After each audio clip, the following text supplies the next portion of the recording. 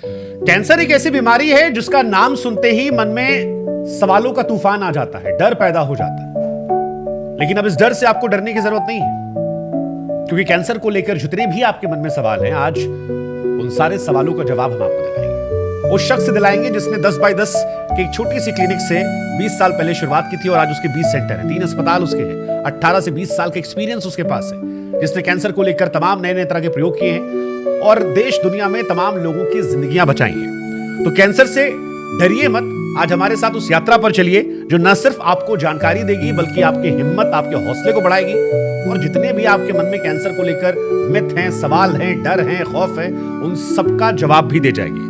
हमारे साथ हैं डॉक्टर तरंग कृष्णा। बहुत बहुत स्वागत sir. Thank you Shubhankar. 10 by 10 से 20 साल में 20 सेंटर, 3 अस्पताल। जी, ऊपर वाले की मेहर है, भगवान का आशीर्वाद है, नीयत साफ है और बहुत ईमानदारी से काम करता हूँ, बहुत अच्छी नीयत से काम करता हूँ। 2 वर्ड्स हैं जो मेरी लाइफ के पिलर्स हैं, ऑनेस्टी एंड इंटेग्रिटी, ये मैं कभी नहीं छोड़ता।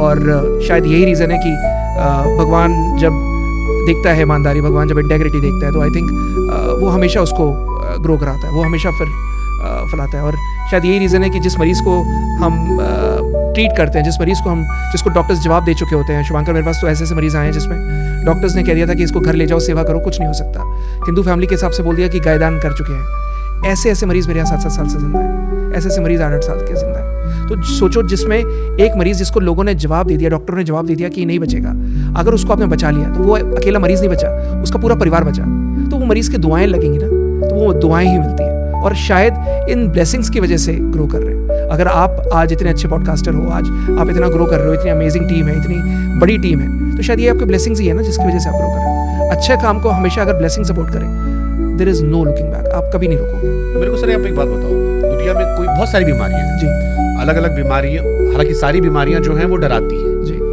कैंसर बाकी बीमारियों से ज्यादा खौफनाक, खतरनाक, डरावनी क्यों हो जाती है? लोगों ने वो डर पैदा किया हुआ है।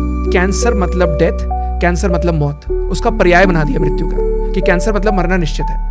और प्रॉब्लम ये होती है, जैसे ही कैंसर का डायग्नोसिस होता है, यहाँ पर फिगर आ जाता है कि अब तो मरना ही है, अब तो एंड है। अब तो ये होता है कि जब किसी को डायग्नोसिस बताया जाता है तो बेटे को किनारे ले जाते हैं और उसको धीरे से बोलते हैं, बेटा इनकी जो भी FD वगैरह तोड़वा लो, अगर तुम्हारी शादी नहीं हुई है तो शादी कर लो, इनके समय रहते हुए जो भी करना है कर लो, बिकॉज इनकी लाइफ इतनी है। और डॉक्टर्स लाइफ बता देते हैं कि अब इनको इतने समय जीना है। और वहीं पर ही जब आपको फीड किया जाता है डर, और डर सारे इमोशंस में, अगर जितने भी इमोशंस हैं, love, rage, anger, jealousy, fear सारे इमोशंस में वर्स्ट इमोशन है।